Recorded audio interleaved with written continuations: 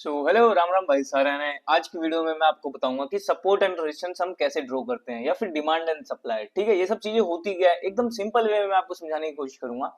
तो सबसे पहली बात तो मार्केट अगर मान लो ऐसे चल रहा है, ठीक है, ऊपर मार्केट किसी लेवल पे अगर रेजिस्टेंस लेते हैं, यहाँ पे बार बार टच हो रहा है, ठीक है, इस लाइन पे बार बार अगर टच हो रहा है तो ये हमारी एज ए रेजिस्टेंस या फिर सप्लाई जोन की तरह एक्ट करेगी, क्योंकि इस लेवल पे जो है जो सेलर्स बैठे हैं वो मार्केट को इससे ऊपर नहीं ले जाने दे रहे। ठीक है, तो ये हमारे रेजिस्टेंस की तरह एक्ट करेगा। सेम अगर मार्केट किसी लेवल पे नीचे बार बार सपोर्ट ले रही है, ठीक है, इस पे बार बार टच कर रही है, इसके नीचे नहीं जा रही है, यहाँ पे इसका मतलब क्या है, यहाँ पे स्ट्रॉन्ग बायर्स बैठे हैं, मतलब यहाँ पे डिमांड ज्यादा है। ठीक है, प्राइस इस लेवल के नीचे नहीं जा रहा, यहाँ पे डिमांड ज्यादा है।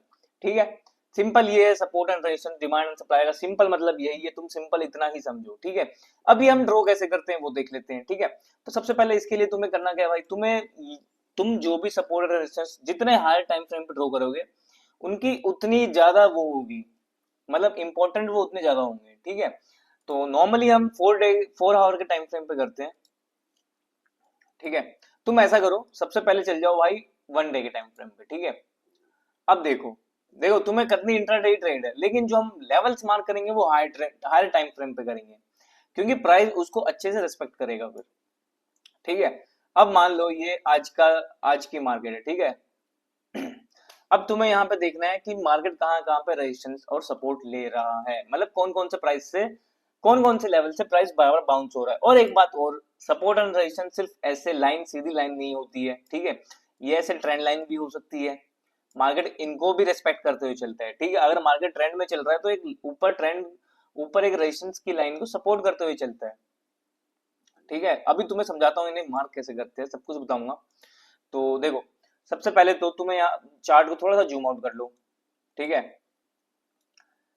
अब यहाँ पे मुझे दिख रहा है भाई एक 1 डे के टाइम फ्रेम पे कि मार्केट जो है, जो ये जो लेवल है, मार्केट यहाँ से 2 बार बाउंस खा चुकी है। ठीक है, 2 बार प्राइस यहाँ पे आया, फिर ऊपर बाउंस हो गया, फिर यहाँ पे आया, फिर बाउंस हो गया।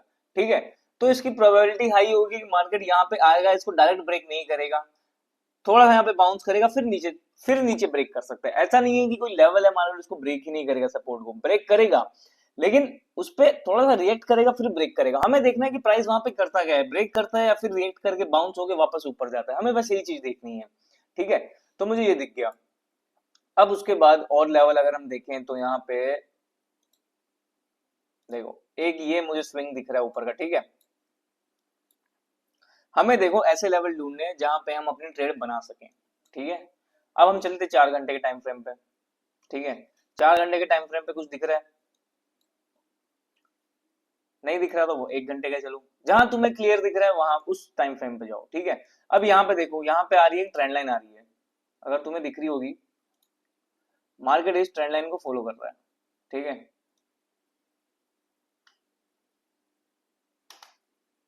हम्म, तुम्हें ड्रॉ करने के लिए कुछ नहीं करना, कोई भी 2 पॉइंट कनेक्ट करने, जैसे कि मैंने नीचे सपोर्ट ड्रॉ की है। ठीक है, देखो यहाँ पे एक बार टच हुआ, 2 बार टच हुआ, इसी लाइन को आगे एक्सटेंड कर देना, ये हमारा सपोर्ट बन गया। ठीक है, ट्रेंड लाइन भी ऐसा ही बनानी होती है। देखोगे ऊपर का मैंने एक पॉइंट कनेक्ट किया, दूसरा किया और इसको आगे खींच दो, तो मतलब जितने ज्यादा जहां जिस लाइन पे पॉइंट कनेक्ट हो रहे हो वो हमारा सपोर्ट एंड रेजिस्टेंस की तरह एक्ट करता है। ठीक है, तो ये होगी हमारी एक रेजिस्टेंस की लाइन।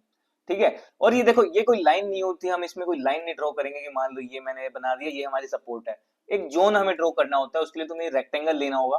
ठीक है, ऐसे जोन ड्रॉ करना होता है। ठीक है, अब हम 1 घंटे के टाइम फ्रेम पे आ गए, अब हम 15 मिनट के टाइम फ्रेम पे चलते हैं, क्योंकि हमें ट्रेड तो 15 और 5 मिनट के टाइम फ्रेम पे ही करना है।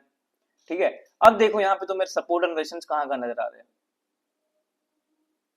कौन कौन सा लेवल है जहां पे मार्केट बार बार टैप कर रहा है, ऐसा कुछ दिख रहा है? बोलो। ठीक है, देखो, एक ये है, ये हमारा रेजिस्टेंस है। मार्केट ने यहाँ पे एक बार टैप किया, 2 बार किया, 3 बार किया, 4 बार किया, फिर इसको डायरेक्ट गैप डाउन के साथ ब्रेकडाउन कर दिया था, फिर ऊपर इसी लेवल पे रेजिस्टेंस लिया। ठीक है, एक बात और देखो, अब इसका मतलब ये नहीं है कि यहाँ पे रेजिस्टेंस आ गया, मार्केट यहाँ पे फिर से रेजिस्टेंस लेगा या फिर इसको ब्रेक नहीं कर सकता है।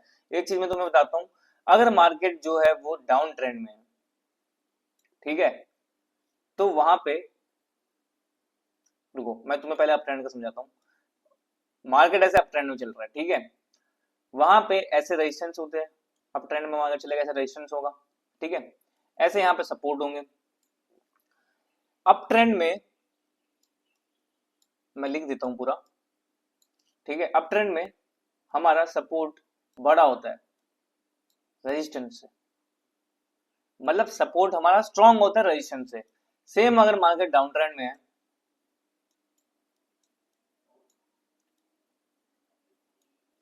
हमारा रेजिस्टेंस स्ट्रांग होगा सपोर्ट से। कैसे? देखो, मार्केट ऐसे अप ट्रेंड में चल रहा है, ठीक है।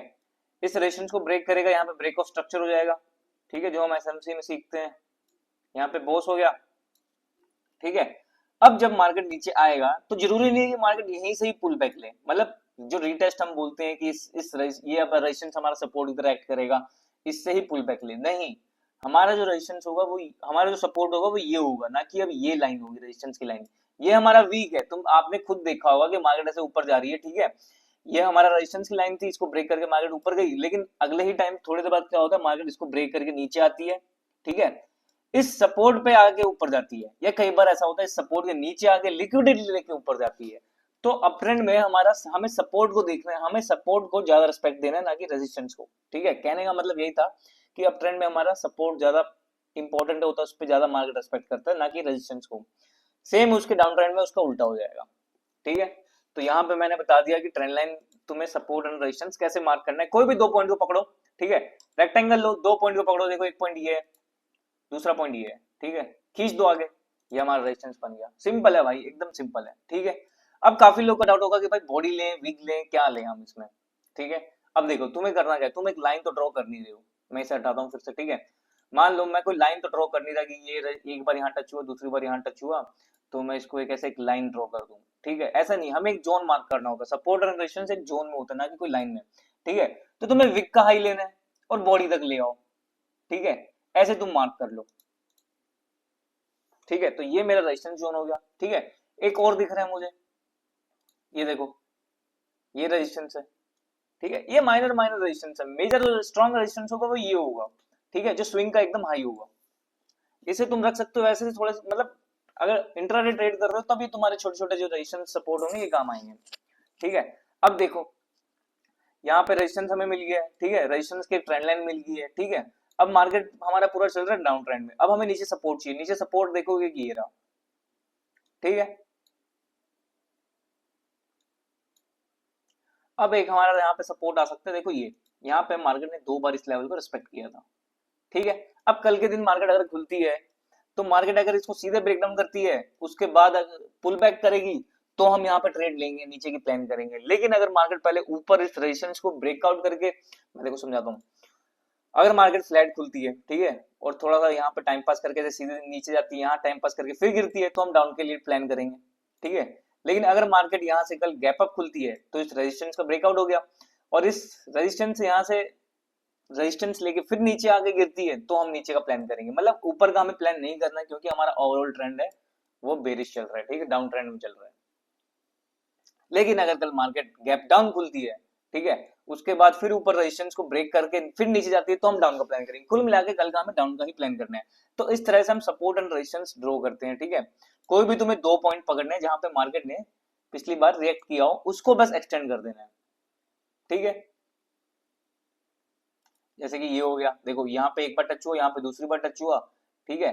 अब यहाँ पे तुम्हें दिख रहा होगा मार्केट ने इसका ब्रेकडाउन कर दिया, तो ये नीचे का हम मानेंगे नहीं, हम इसी को ही मानेंगे, क्योंकि ये एक फेक ब्रेकडाउन था, ठीक है, फेक मूव था ये। अब देखो मार्केट इसको आगे तक रिस्पेक्ट किया है मार्केट ने, ठीक है, यहाँ पे भी टच करके ऊपर गया। तो इस तरह से हमें सपोर्ट एंड रेजिस्टेंस ड्रॉ करने होते हैं। बाकी तुम्हें अगर वीडियो समझ आई हो तो भाई प्लीज कमेंट में यस लिख के जरूर बताना, और कोई तुम्हें कुछ भी डाउट हो तुम कमेंट में लिख सकते हो। वीडियो को लाइक करना मत भूलना, और इस तरह की और लर्निंग कंटेंट के लिए चैनल को भी फॉलो कर लेना।